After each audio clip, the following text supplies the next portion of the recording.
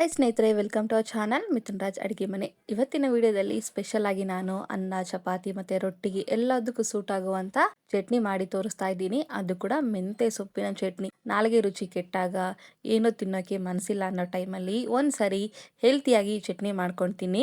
ತಟ್ಟೆ ಖಾಲಿಯಾಗಿದ್ದೆ ಗೊತ್ತಾಗೋದಿಲ್ಲ, ಅಷ್ಟು ರುಚಿಯಾಗಿರುತ್ತೆ. ಪ್ರತಿದಿನಾನು ಸಾರು ಸಾಂಬಾರು ತಿಂದು ಬೇಜಾರಾಗಿರುತ್ತಲ್ವಾ, ಡಿಫ್ರೆಂಟ್ ಆಗಿ ಹೆಲ್ತಿಯಾಗಿ ಚಟ್ನಿ ಮಾಡ್ಕೊಳ್ತೀನಿ. ರುಚಿಗೆ ರುಚಿ, ಆರೋಗ್ಯಕ್ಕೆ ಆರೋಗ್ಯ. ತಡ ಮಾಡದೆ ವಿಡಿಯೋ ಸ್ಟಾರ್ಟ್ ಮಾಡೋಣ.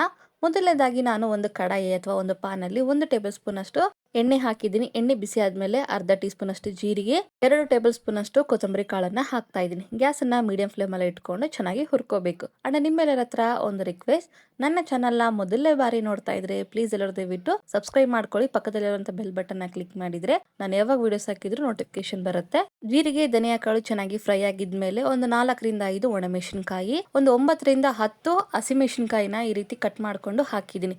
ಗ್ಯಾಸನ್ನ ಫಸ್ಟ್ ಲೋ ಫ್ಲೇಮ್ ಅಲ್ಲೇ ಇಟ್ಕೊಂಬಿಡಿ, ನಂತರ ಹಸಿಕಾಯಿನ ಹಾಕ್ಕೊಂಬಿಡಿ, ಇಲ್ಲ ಅಂದರೆ ಮುಖಕ್ಕೆ ಸಿಡಿಯುತ್ತೆ. ಗ್ಯಾಸನ್ನು ಇವಾಗ ಮೀಡಿಯಂ ಫ್ಲೇಮಲ್ಲಿ ಇಟ್ಕೊಂಡು ಹಸಿಮೆಣಸಿನ್ಕಾಯಿ ಚೆನ್ನಾಗಿ ಫ್ರೈ ಆಗೋವರೆಗೂ ಫ್ರೈ ಮಾಡ್ಕೋಬೇಕು. ಈ ರೀತಿ ಫ್ರೈ ಆಗಿದೆ ಅನ್ನೋ ಟೈಮಲ್ಲಿ ಒಂದು ಸುಡಷ್ಟು ಮೆಂತ್ಯ ಸೊಪ್ಪನ್ನು ಕಟ್ ಮಾಡಿಕೊಂಡು ನೀರಲ್ಲಿ ನೆನೆಸಿಟ್ಟಿದ್ದೀನಿ. ನಂತರ ಈ ರೀತಿ ಮೆಂತ್ಯ ಸೊಪ್ಪನ್ನು ನೀಟಾಗಿ ತೊಳೆದ್ಬಿಟ್ಟು ಓನ್ಲಿ ಮೆಂತ್ಯ ಸೊಪ್ಪನ್ನು ಮಾತ್ರ ಹಾಕ್ಕೊಳ್ಳಿ, ನೀರು ಹಾಕ್ಕೋಬೇಡಿ. ಇವಾಗ ಗ್ಯಾಸನ್ನು ಮೀಡಿಯಂ ಫ್ಲೇಮಲ್ಲಿ ಇಟ್ಕೊಂಡು ಮೆಂತ್ಯ ಸೊಪ್ಪಿನಲ್ಲಿರುವಂಥ ನೀರಿನ ಅಂಶ ಎಲ್ಲ ಹೋಗೋವರೆಗೂ ಫ್ರೈ ಮಾಡ್ಕೋಬೇಕು. ಈ ರೀತಿ ಕಲಿಸ್ತಾ ಇದ್ದಂಗೆಲ್ಲ 1-2 ರಿಂದ 3 ನಿಮಿಷದೊಳಗಡೆ ಮೆಂತ್ಯ ಸೊಪ್ಪಿನಲ್ಲಿರುವಂಥ ನೀರಿನ ಅಂಶ ಎಲ್ಲ ಹೋಗ್ಬಿಟ್ಟು ಇವಾಗ ತೋರಿಸ್ತಿದ್ದೀನಲ್ಲ, ಈ ರೀತಿ ಡ್ರೈ ಆಗುತ್ತೆ. ಈ ರೀತಿ ನೀರಿನ ಅಂಶ ಎಲ್ಲ ಹೋಗಿ ಡ್ರೈ ಆಗೋವರೆಗೂ ಫ್ರೈ ಮಾಡ್ಕೊಂಡಿದ್ಮೇಲೆ ತೋರಿಸ್ತಾ ಇದ್ದೀನಿ ನೋಡಿ. ಈ ರೀತಿ ಮಾಡ್ಕೊಳೋದ್ರಿಂದ ಏನಾಗುತ್ತೆ ಅಂದರೆ ಮೆಂತ್ಯ ಸೊಪ್ಪು ಕಹಿ ಕೂಡ ಇರೋದಿಲ್ಲ. ಇವಾಗ ಗ್ಯಾಸ್ ಆಫ್ ಮಾಡ್ಕೊಂಡ್ಬಿಟ್ಟು ಮಿಕ್ಸಿ ಜಾರಲ್ಲಿ ಹಾಕ್ಕೊಂಡು ಸ್ವಲ್ಪ ಹೊತ್ತು ಆರೋಕ್ಕೆ ಬಿಡ್ತೀನಿ. ನಂತರ ಅದೇ ಕಡಾಯಲ್ಲಿ 2 ಟೇಬಲ್ ಸ್ಪೂನ್ ಅಷ್ಟು ಎಣ್ಣೆ ಹಾಕ್ತಿದ್ದೀನಿ. ಎಣ್ಣೆ ಬಿಸಿ ಆದ್ಮೇಲೆ 4 ರಿಂದ 5 ಹಣ್ಣಾಗಿರುವಂತ ಟೊಮೊಟೊನ ಮೀಡಿಯಂ ಸೈಜಲ್ಲಿ ಕಟ್ ಮಾಡ್ಕೊಂಡು ರೆಡಿ ಮಾಡ್ಕೊಳ್ಳಿ. ಕಟ್ ಮಾಡಿರುವಂತ ಟೊಮೊಟೊನ ಎಣ್ಣೆಯಲ್ಲಿ ಹಾಕ್ತಾ ಇದ್ದೀನಿ. ಗ್ಯಾಸನ್ನ ಲೋ ಫ್ಲೇಮ್ ಅಲ್ಲೇ ಇಟ್ಕೊಳ್ಳಿ.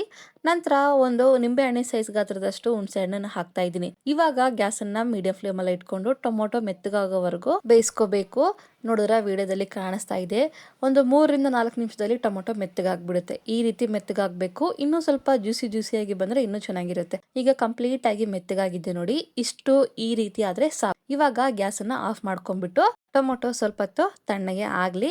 ಈ ಕಡೆ ಸೊಪ್ಪು ಕೂಡ ತಣ್ಣಗಾಗಿರುತ್ತೆ. ನಂತರ ಇದಕ್ಕೆ 4 ಬೆಳ್ಳುಳ್ಳಿ ಹಾಕ್ತಿದ್ದೀನಿ, ಸಿಪ್ಪೆ ತೆಗ್ದಿಲ್ಲ, ಹಾಗೆ ಹಾಕೊಳ್ಳಿ.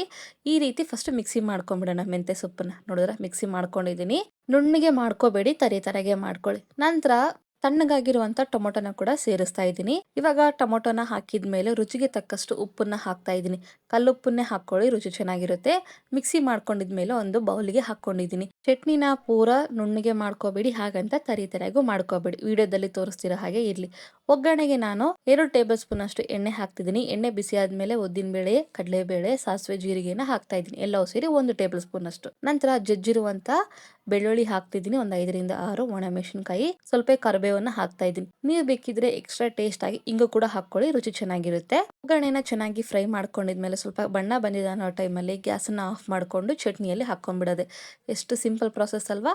ಒಗ್ಗರಣೆನ ಚಟ್ನಿಯಲ್ಲಿ ಹಾಕಿದ್ದೀನಿ. ಮಿಕ್ಸ್ ಮಾಡ್ಕೊಂಡು ಬಿಸಿ ಬಿಸಿ ಅನ್ನದ ಜೊತೆಗಾದ್ರೂ ಸರ್ವ್ ಮಾಡ್ಕೊಳ್ಳಿ, ಇಲ್ಲ ರೊಟ್ಟಿ ಮೇಲೆ ಇಟ್ಕೊಂಡು ತಿಂತೀನಿ ಅಂದ್ರೂ ಅದು ಚೆನ್ನಾಗಿರುತ್ತೆ. ಇಡ್ಲಿ, ದೋಸೆ ಇದಕ್ಕೂ ಚೆನ್ನಾಗಿರುತ್ತೆ. ಒಂದ್ಸರಿ ಟ್ರೈ ಮಾಡಿ.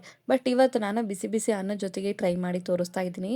ಊಟ ಬೇಡ, ಏನು ತಿನ್ನೋಕ್ಕೂ ಮನಸ್ಸಿಲ್ಲ, ನಾಲ್ಗೆ ರುಚಿ ಕೆಟ್ಟಿದೆ ಅನ್ನೋ ಟೈಮಲ್ಲಿ ಸ್ವಲ್ಪ ಈ ಚಟ್ನಿ ಹಾಕ್ಕೊಂಡು ಬಿಸಿ ಬಿಸಿ ಅನ್ನೋ ಜೊತೆಗೆ ತಿಂತಾ ಇದ್ರೆ ಅಂತೂ ಹೊಟ್ಟೆ ತುಂಬಿದ್ದೇ ಗೊತ್ತಾಗಲ್ಲ. ಒಂದ್ಸರಿ ಟ್ರೈ ಮಾಡಿ ನೋಡಿ ಈ ರೆಸಿಪಿ. ಈ ವಿಡಿಯೋ ನಿಮಗೆ ಇಷ್ಟ ಆದರೆ ಏನು ಮಾಡಬೇಕು ಗೊತ್ತಾ, ಇದೆಲ್ಲ ನನ್ನ ಚಾನಲ್ನ like, share, comment and subscribe ಮಾಡ್ಕೊಳ್ಳೋದನ್ನು ಮಾತ್ರ ಮರಿಬೇಡಿ. ಓಕೆನಾ? ಮುಂದಿನ ವಿಡಿಯೋದಲ್ಲಿ ಮತ್ತೆ ಸಿಗ್ತೀನಿ. ಎಲ್ಲರಿಗೂ ಟೇಕ್ ಕೇರ್, ಬಾಯ್.